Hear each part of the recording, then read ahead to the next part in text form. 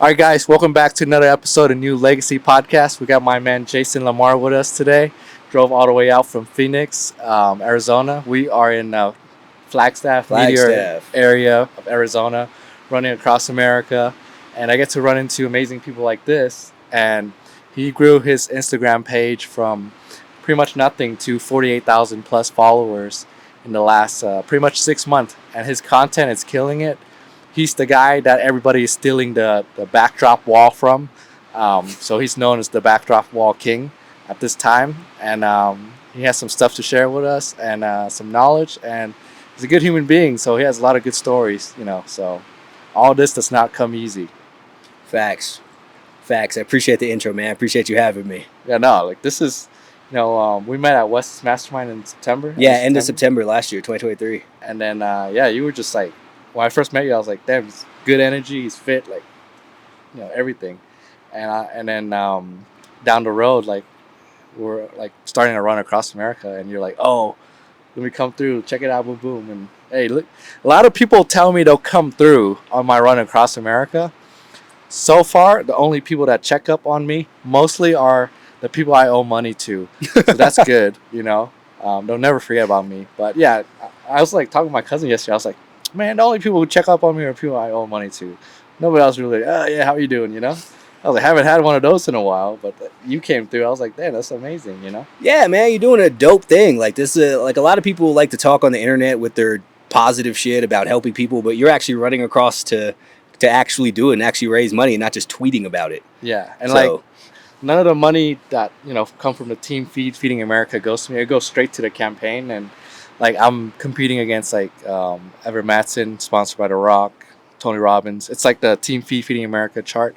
And I'm on like 7 or 8 places in like the whole like U.S. Hell yeah, we trying to beat Tony Robbins, man. Yeah, like my goal is to like one, help people and use fitness as like like it's the path for greatness. I would say fitness is the gateway to greatness. It saved my life. I was like depressed. I was going through a lot of stuff, and going to the gym like saved my life. So I want to be to like show people like, hey, you don't have to be an athlete or whatever. Like I'm literally running across America, and I'm not an athlete. I'm like a regular person. Like we started in March 1st, and I ran like 10 miles in March. Not March, February. Total February, we were so busy, I ran like 10 miles. But then like March 1st, 15 miles. And then the day after that, boom, 20 miles, boom, boom. So we've just been stacking it up. Yeah, and like I just want to show people like you don't have to be an athlete, you don't have to be special or anything. You just have to have the mindset. Don't quit. I self-sponsor this, so it's like fuck, it's hard, but it is what it is. I think another good takeaway too from this is you don't have any sponsors for this. So you're kind of making the money for it as you go along. But that just shows if you go out into the world like with truly good positive intentions, then things will unfold in your favor. Yeah, I mean, you watched me just make 6K just now. Yeah, 1,000%. Yeah, and like I'm just good intention. I don't have any bad intention. It's just we have our own business. We do certain things, and then a lot of the leads come from the podcast, and it comes from like Instagram. That's pretty much it. Yeah, that's what happens when you're just moving around trying to help people and stuff. You're not moving through the world with a bunch of fucked up, depressing energy. You get good shit in return. And this is a great example of that. It's a whole ass RV that's a testament to the power of positivity. Yeah, it's just, I don't know, this project, the way it came together, I was just shocked. It just like, I was like, damn, like, it really happened. It's really happening. I'm really running across America. I said I was going to do it. I would do it. Like the day I step off, like, I don't know if you guys are more using Stripe online or whatever. The day I step off, I barely have any money to cover anything. I was just making money along the way, like for the last like 33 to 34 days, because Stripe had all my like profit for February. And it seems like Stripe's hold a lot of people's money when they're starting to make money online. So it's kind of interesting thing. Yeah, I learned that was something that other people were going through too just now, because they've held all of my money since mid-February. I haven't been able to touch a fucking dollar, so waiting to get that. I didn't think it was as serious as it was, but apparently it's like an epidemic. It's an epidemic, bro. I was like, yo, I made all this money in February. I can't even like I would say like last week I was like, damn, I only had like a couple $100 left. I was like, fuck, like all my fucking money since Stripe, I can't even touch it. Boom, boom. I'm running across America. I don't want to be stranded in the desert, like with fucking no money, Yeah, this RV, is no the middle of gas. nowhere. Yeah, yeah. Like I was like, fuck, but you know what? A deal came through and to save us. So, like, I'm still operating my business as we're running across America. Like, I have my team; they're doing the back end work. I'm just doing the sales or whatever. But I don't really need too much, but just enough to survive. I just care about making it over there. Yeah, just completing the journey, showing people what you could do. Yeah, and I'm not an athlete, so if I can do it, any of you guys can. No excuses. We got podcasts in the middle of the fucking desert. Come on. Everybody talk about why they can't get their shit up or can't do this or can't do that. If you really want something to make it work, you can make it work. Yeah, no. And okay, so the thing, like, I saw your progression to the way your Instagram grew and your content. Like, I save a lot of the posts because it's Yeah, appreciate it. very meaningful. It talks about depression. It talks about how, like, overcoming. It talks about mindset. What are some, like, I would say some of the things that stood out to you the most on this journey about, you're a coach to people on mindset. Like, what are, like, 3 things that you would have to have an elite mindset and to deal with the, this current world, economy's not doing well or so? I think one of the best things that you could do for your mindset, that anyone could do for the mindset, is just take accountability, because so many people are ready to assign off all of their issues and all of their problems to everything else going on, to society, to their mental health, to their childhood. But once you realize that all of that is under your control, then you realize that you can make it into whatever it is that you want to be. You don't have to be depressed. You don't have to be out of shape. You don't have to be stuck somewhere. All of that is up to you. And like, let's say let's just give an example. Like, in the economy right now, like, there's some people that may be going through a bankruptcy or like having to start over or so. Like, what advice would you give them, like, to go through that, like, hardship? So once something has happened, it's already taken place. Like, there's nothing that you could do about it. If you file for bankruptcy, you can't undo your bankruptcy, no matter how hard you try. So focus on what you're learning from it. Why did this happen? How can you prevent it? And try to make the most of it. There's a lesson to learn in everything that you're going through. You just have to be looking for it. If you're not willing to learn that lesson, then the loss was for nothing. So a lot of people come from terrible situations and build themselves all the way back out. So it could be a part of a great story that you write, or it could be your downfall. It's up to you. Where, like, so, like, in this life, there's a couple vices, right? Like, women, alcohol, drugs, and, like, what else? Gambling? Or what do you I mean, gambling is a lot of things can be vices. Like, I think validation seeking is a vice that very few people talk about, because you become addicted to try to get other people to approve of what it is that you're doing. I also think that a lot of people lean on depression and anxiety and a lot of other mental health things as vices. I haven't heard that before. Like, that's new to me. Okay. But when you said that, like, I quickly in my mind, like, it actually, like, went to a couple people I know that uses depression as a crutch. Like, they're capable, they're smart, they got everything, but then when you tell them to do something, you're like, oh, I can't do it. But I'm depressed. But I'm anxious. Yeah, and that's their fallback. That's like, some people numb the pain of what it is that they're going through with alcohol. You take a shot. Some people numb it with the fact, oh, I'm depressed, so I can't do this. I can't better my life because I suffer from anxiety. I suffer from childhood trauma, or whatever the case may be. And those function as their vices because it's what makes them feel better about not doing what they need to do. Okay, so, like, let's say if someone's like want to fix that, how do you fix that? It's a perspective shift first and foremost, because with anything, you accepting it is necessary for it to be. Like, you have to have some level of acceptance of the fact that you're depressed for it to have that hold over you, because you've decided that it's a problem and you've decided that there's nothing you could do about it, something that you have to infinitely deal with. Like, you have to participate in the narrative. So I am a big believer in rejecting ideas that do not serve you. Expand on that.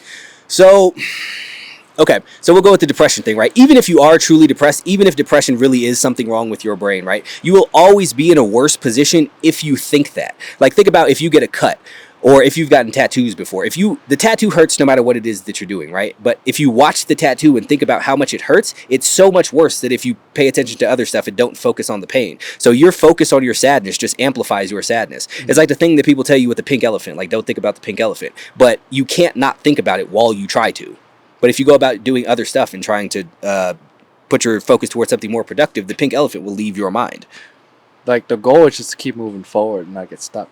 Yeah, 1000%, to not dwell on stuff that you can't change. And also, I think a lot of people have the issue that they think there's something wrong with being sad, or there's something wrong with being lost, or there's something wrong with being anything other than happy. And that's not the case. Like, emotions come and go, and that's just how it is. In the same way, it's going to rain sometimes, but the rain will pass. You don't have to stop and be mad about it. Mm-hmm.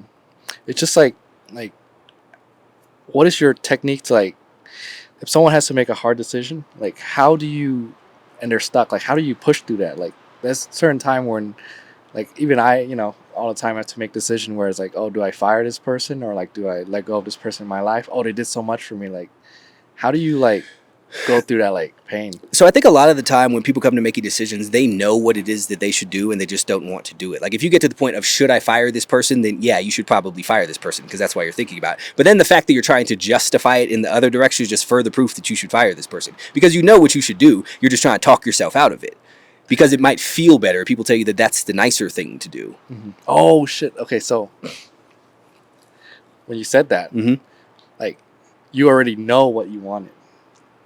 And then the nicer thing part, like, it clicked in me too. I was like, damn, that's crazy. Like, expand on it if you can. I think there's very, very few people, and this is not to say, like, people like to take it like I'm talking about literally starting a business. I'm not saying everyone knows how to start and scale a business, but in life, I think that everybody inherently knows what it is that they should be doing, but they just ignore a lot of that because, for one, societal norms go against a lot of it. Like, if you follow societal norms, you're lying to most people to protect their feelings because you don't want them. I don't want to go to that party is a thing that you shouldn't be saying. You have to come up with an excuse, right? But that's normalizing lying to people to protect their feelings, because they're telling you that feeling good is the most important thing. But as soon as you stop prioritizing that, you're free to make a lot more decisions, like you said with the firing of the person. Like, yeah, it's nice to keep you on and maybe you need the job. Okay, cool, but you should have conducted yourself like that while you had the job. You put yourself in this position. Like, what do you want me to do about it? Yeah, that's fucking fire. So, on the next part, I want to know a little bit more about you. Like, where do you grow up? In high school, like, what type of kid are you? Like, what group did you fit in? And then, like, what leads you into, like, the personal coaching, mindset coaching? Okay, so originally I'm from Southern California, Altadena originally, right outside of LA. It's Los Angeles County. A lot of people might know Pasadena. It's where not the Super Bowl, the Rose Bowl is. They do the Rose Parade every year. But Altadena, grew up there in high school. Man, I was a good kid in, like, elementary school. Like, I did all my work and shit. I got good grades. I got to middle school and that was no longer the case. And in high school, I wanted to hang out with the gang members and the drug dealers and do a bunch of degenerate shit because I wanted to be cool and I wanted to be a part of something. So that's actually what made me think of my validation seeking thing earlier as a vice.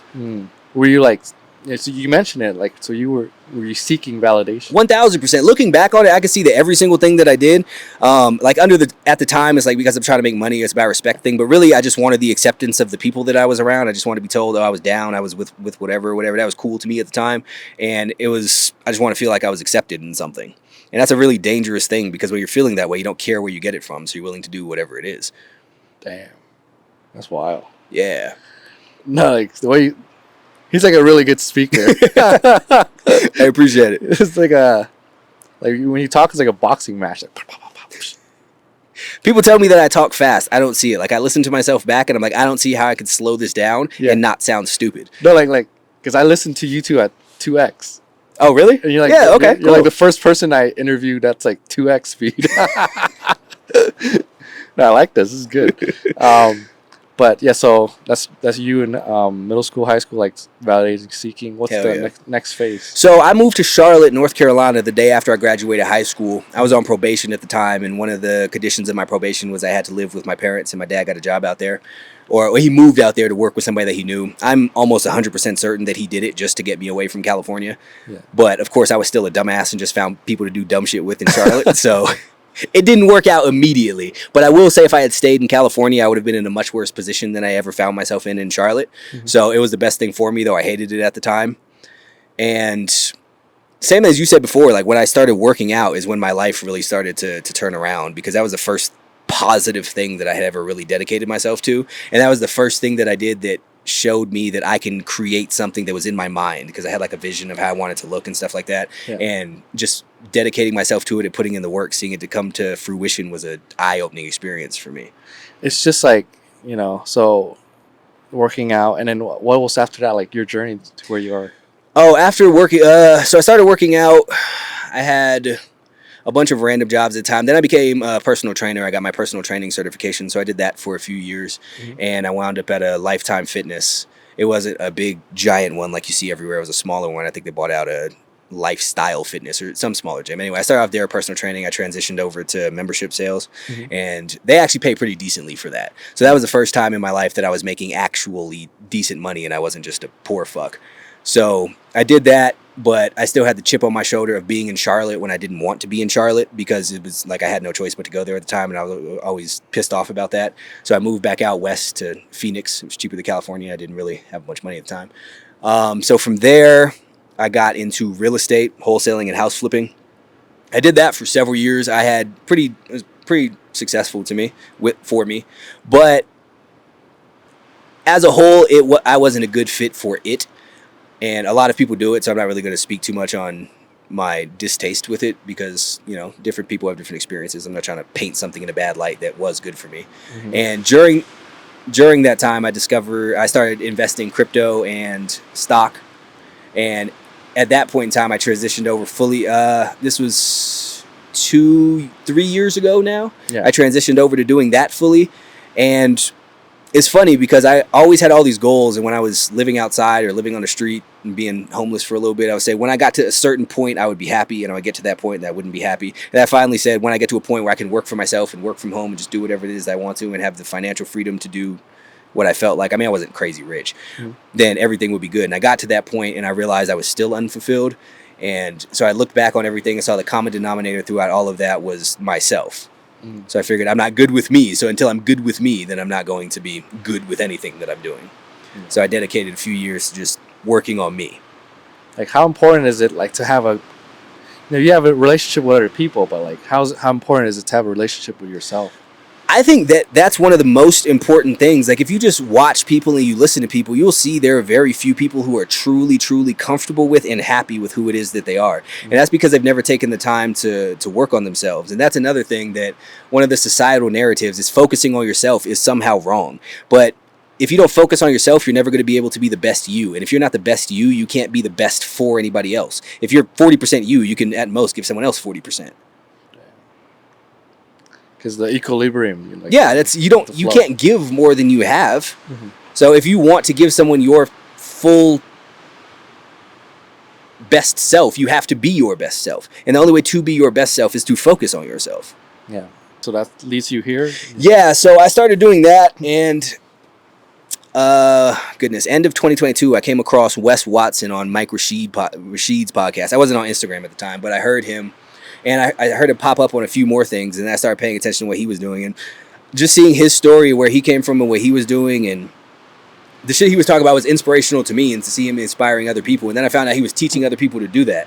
And I got the idea in my head. I was like, man, that seems like something that I would actually truly want to do. Because everything I'd done up to that point is just, my only goal was to not be poor. So I kind of just wound up doing whatever facilitated that. Like, I didn't have a goal past that. But that was the first thing that ever piqued my interest. That was like, I think I would really like to do this shit. So I pulled the trigger on that, and that's how I wound up here. Yeah. Now it's fucking influencing like 50,000 people.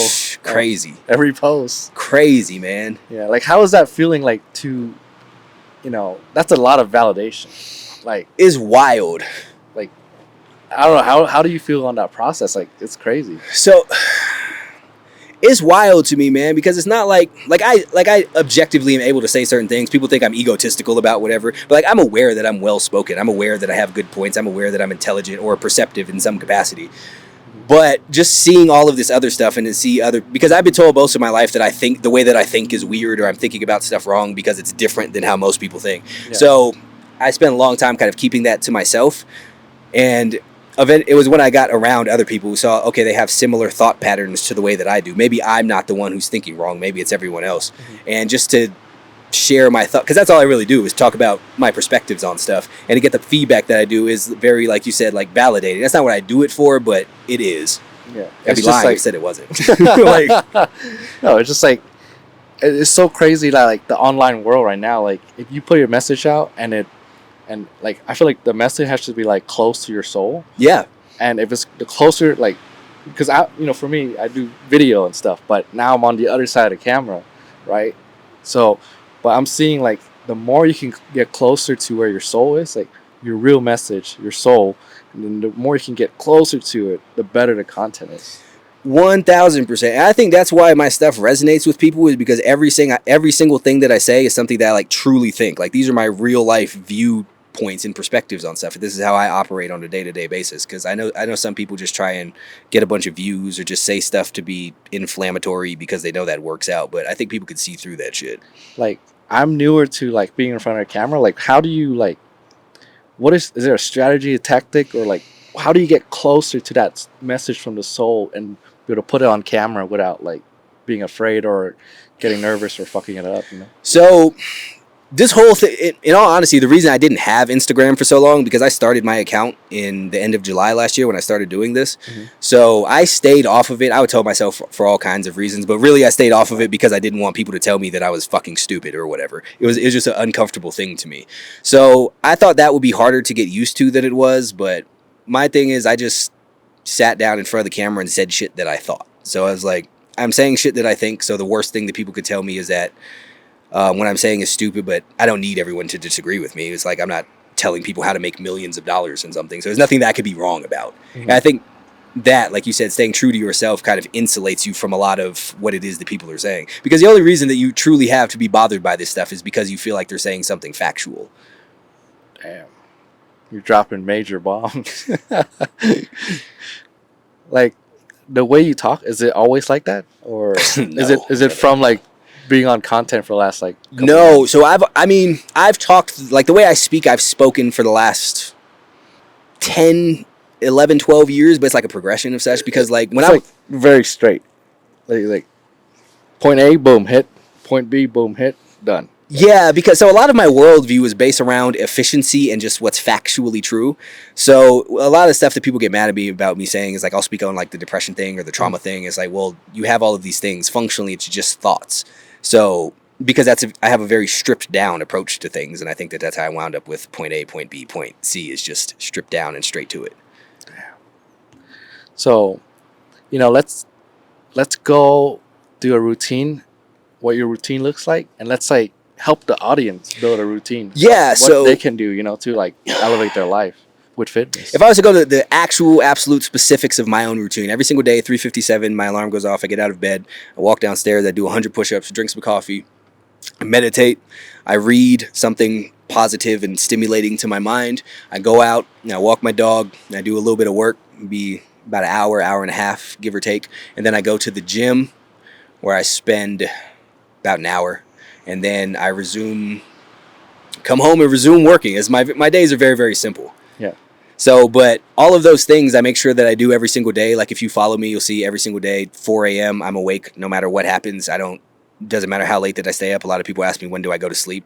But the point of it is not to get a certain amount of sleep. The point of it is to get up at a certain time. Mm-hmm. So I think having habits that you stick to every single day does a lot for you, and it builds a lot of confidence and shows you that you're capable of sticking to something. I think a lot of people's issue is they have no confidence in themselves because they say they're going to do something and they never follow through. Mm-hmm. So they've not shown themselves that they're anybody who can do what they say. Yeah, someone told me confidence comes from memories of winning. Yeah, 1000%. Yeah. And when you wake up earlier than you want, like a lot of people will respond to the earlier thing, like say you don't have to wake up early to be rich or to be successful. No one is saying that you do. It's not like getting out of bed at 4 a.m. is going to make you money. But the point of it is holding yourself to doing something difficult. And the very first thing I do in my day is conquer some shit. I show myself. I said I was going to do this, and I did it. The very first thing I do is hard. Mm-hmm. I start my day off with a challenge. Right. So that's what it is. It's the mindset that creates throughout the rest of the day. So like you just win.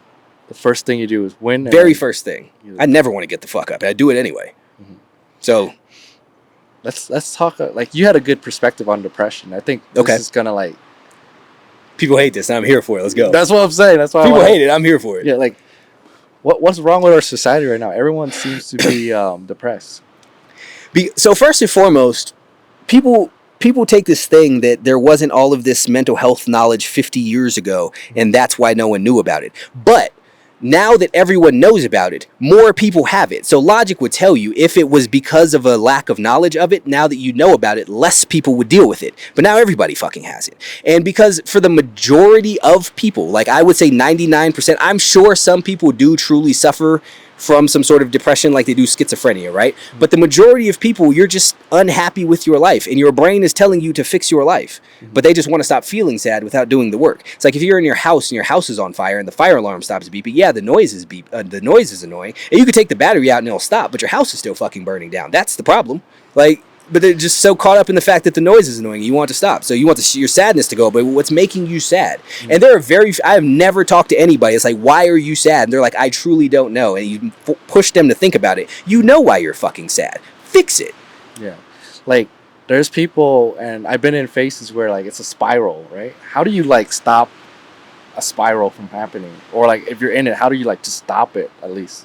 Like, it's okay, at some point people want a cheat code for certain things or a hack for something. At some point you just have to commit yourself to doing a difficult thing. Like, some things it's difficult to start off doing a thing. Like, yes, I'm sure it's hard to go to the gym when you're very fucking sad. So what? Do it anyway.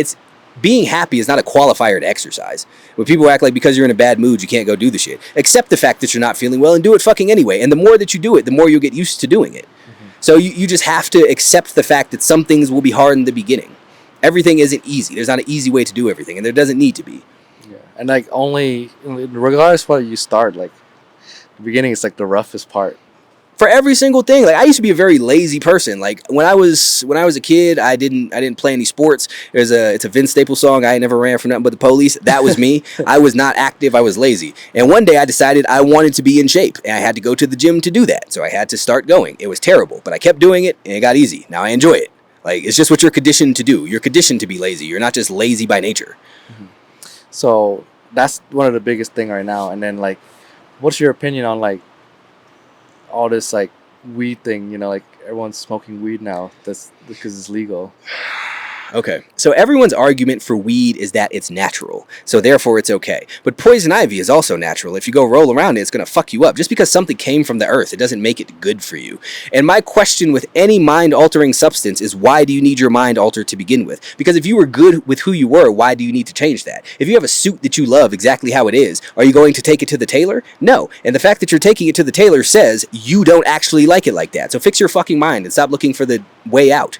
People hate the shit that I say. No, so that I'm one, here for it. that one is Hell yeah, I'm here for it. That one's good because we're just gonna go through the vices. Like, Yeah, people hate. Okay, cool. I'm here for it. Let's do it. Yeah, no, but that one. Hell yeah, I'm here for it. Oh, it's good because I have a lot of friends that, like, they do weed, and I'm just like, I mean, we're not really close anymore, but I was like, you know, you need A and B to go together. They're literally like right here. Just go like that. You're done. Boom. But you're just like sitting on A. You know? Yep, that's how it goes, man. Yeah. So I mean, you hit the fire. Hell yeah, I'm here for nail it. on the head in the weed. Let's talk about, like, alcohol. Ooh, okay, cool. Like, what's your opinion of it? Like, you know, is there such thing as moderation? I mean, so there is such a thing as moderation, but that moderation is a slippery slope, right? Because once you open the door for something, then it becomes very easy to just go all the way with the thing. Because if you say one drink is okay, well, functionally, there's no difference between one drink and two drinks. There's also functionally no difference between 2 and 3. And that's how one drink winds up becoming 1,000 drinks. And there's no stopping point in between that makes sense. Like, there's no point to say, like, 560 is okay, but 561 is too much. It's fucking ridiculous. So that's why it's important to have, like, hard lines with things, and people just like their exceptions because it's easier. Do you need alcohol to have a good life? The idea that alcohol is a necessary part of living, and that's the most pushback that I get, is like, I'm living my life. Okay, cool, but you're drinking poison. Like, you're aware of that, right? And they say, well, a little bit is fine. Okay, but if I was to sip a little bit of Raid, I'm sure I wouldn't die. I would just feel fucked up a little bit. It's not different. The only difference in the two things is the marketing. Damn. That's crazy. But it's an intoxicant. The root word is toxic because it's toxic. Like, what do you think being drunk is? It's your brain shutting down. Why do you think you can't talk anymore? Like, you think that's good for you? You have similar symptoms if you were to get hit in the head really fucking hard. Okay, but what about, like, people that are using it to, like, help them go through some pain and stuff? See, but they're saying that it's helping you to go through pain, right? Because you're numbing the pain. In the same way that if you get shot, you could take a bunch of Vicodin and you won't feel the bullet hole, but that's not going to stop you from bleeding to death. So it's the same thing with the alcohol. You get drunk and you forget about the pain that you're in, but now you're not solving it. And all you've done is normalizing numbing the problem as opposed to solving the problem. And then you have a bunch of big ass problems and you wonder why you can't stop drinking because you've shown yourself that the solution is getting drunk, but the problem doesn't go away, so you keep drinking. Damn. That's good. Well, okay, what about womanizing? Ooh, okay. Or, like, for a man, like, you know, being a hoe. There you go. So what I will say, I will preface this with, women was probably one of my biggest struggles when I was younger because of like I was going after women. That was just the thing. Mm-hmm. But that is all running around trying to have sex, hook up, whatever you want to do with a bunch of different women is also a form of validation seeking, because that's the only thing that you're truly getting out of the experience is them telling you that you're good enough, that you're acceptable for something, and that they're willing to have some sort of intercourse with you. So all you're doing is seeking their validation because you don't feel that you're good enough for yourself. So you need other people to tell you that. Damn. How do you get out of that cycle? Working on yourself. It's all personal development, because all of these issues is because you're not good with who it is that you are. That's why you have so many problems that you need to numb. That's why you need these other people's validation, because you're not happy with yourself. If you were good with you, you wouldn't need anybody else to tell you that you were good. In the same way that if you were good with you, you couldn't be offended or fat shamed by anybody. Mm-hmm.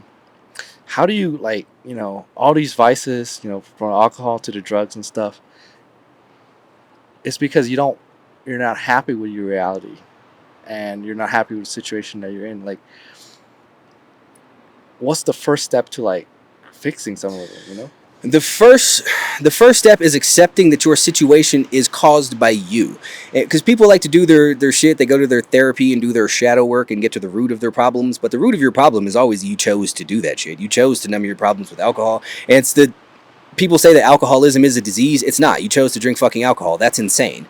But they like to assign all of these things out to all of these other things that they have no control over. And then they make themselves feel helpless by blaming everyone else for their problems. So you gave away all of your power. And the way to take it back is to take responsibility.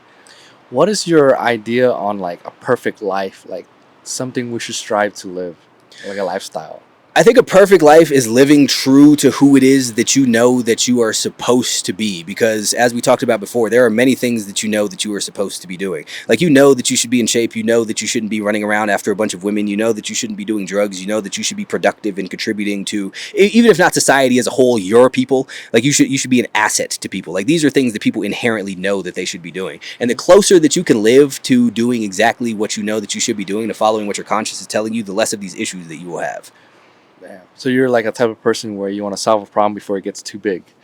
Yeah, a lot of problems are preventable by just not acting like somebody who will fuck shit up to begin with. Like, it took you if you take an obese person, right? Like, it took you years to build that obesity. Like, you were in a problem and you were furthering the problem this whole time and paying no attention to it. But it's very preventable. You had a long ass period of time to do it. Same thing for addiction. Like, you didn't just get addicted. You took a long ass time to build this addiction up. So if you could be honest with yourself in the beginning and listen to yourself and know, hey, I shouldn't be doing this, or maybe I should make a change, and actually took action on that you would be able to avoid a lot of this shit. So as we come like closer to the end of the podcast, what are some remarks you have, some lessons, and something you want to share? This is a good question. It's like if you had a microphone to the world for a minute. Yeah, okay. What would you say? Besides the leaves flying everywhere, it's like super windy here. All right, I have a couple points. Everybody doing a thing or thinking a thing doesn't mean the thing that you do or think is correct. Like, majority doesn't equal the proper thing to do. Most people drink, but that's still a stupid thing to do. Most people believe that you have to be sad and live your life a certain way, but that's still the wrong way to live your life. Most people believe you have absolutely no control over your mind, but you do. And that's my second point, is your mind is your own, and you have full and absolute control over it, and it's yours to do what it is that you wish. You don't have to accept thoughts that you don't like. You don't have to accept comments that you don't like. You don't have to accept beliefs that don't serve you. And thirdly, all of your problems, all of your issues are your own fault. You are responsible for whatever it is has taken place in your life. And people like to say the thing of nobody is coming to save you, but the fact of the matter is nobody can save you, because where you are is a result of who you are. So if you're not rich, it's because you're not somebody who can handle lots of money. So, even if someone came up and gave you $1 million, you would fuck it up because you're not capable of handling that. And the proof is the fact that you don't have that shit. I hate all of your positive random shit about you are worthy or you are not a burden. If you feel unworthy, you probably are, because if you were worthy of something, you would have it. If you weren't a burden, you wouldn't feel like you were a burden. Stop just trying to feel good about things and not work on what it is that's making you feel bad. That's what I've got off the top of my head right now. Damn.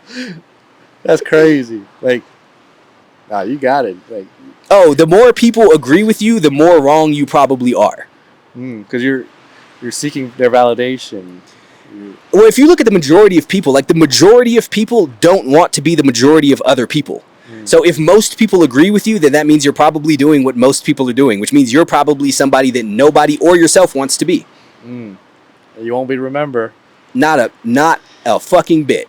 Damn. What's your next big moves in the next, or big goal in the next 12 months? So I started a podcast. I want to get that going. I'm doing, at the very least, weekly episodes. It's just me talking and monologuing my thoughts on things, but that's all my content really is. People seem to fuck with it, so if you fuck with me, fuck with that. Yeah. I also, one of my biggest goals is I want to speak on a stage. I don't know about what, I don't know where, I just want to do it. Mm-hmm. Because that used to be something that would have been like terrifying for me, like the idea of that level of public speaking. But now I just feel like that's the course that my life is taking. Next step. I feel like that's what I gotta do. Yeah. Yeah. Damn. All right. Well, how can they find you? Plug in your social medias. Yeah, absolutely. I'm on Instagram, TikTok, and YouTube. The Jason Lamar. I guess I'm on Threads at that, but that's on my Instagram. So everywhere that you could find me, I'm the Jason Lamar. And Spotify, I think I'm on there as Jason Lamar. I'm not 100% certain. I'm not clear on how that works yet, but we'll figure it out. Okay. Well, I just want to say thank you for driving like a couple hours. Hey, absolutely. Here and back to come meet with us. When I first met you, I was like, we're going to link up again for sure. 1,000%. And then, hey, you came through, you followed through, and hell yeah, drove hours away to come visit us on our run across America. Hell yeah, man. You got to support positive people doing positive shit. Yeah. Guys, follow the man. His journey is crazy. Hey, by the post of this, you might even have 100,000 followers. Who knows, man? Shit is crazy. Because when I saw you climb, I was like, that's fast. Yeah, it was wild to me. A lot of people ask me about that. Like, I don't know. Damn, I don't know any strategies. No, you were just closer to your soul, like your message. Yeah, that's what I try to tell people. The more authentic that you could be, I think the more that's going to resonate. Like, I've never used a trending audio. I don't fully understand what the fuck a hook is on a video. I just say shit that I feel and I post it and people resonate with it. No, like shit you said, it felt real. It felt like fucking. That's why I was like, damn, I got to interview him. Hell yeah, appreciate it. It's just real the way you say it, like crazy, like boxing. All right, guys, thank you so much for watching. Jason, thank you for coming. Absolutely, appreciate you having me, man. Yeah, peace out.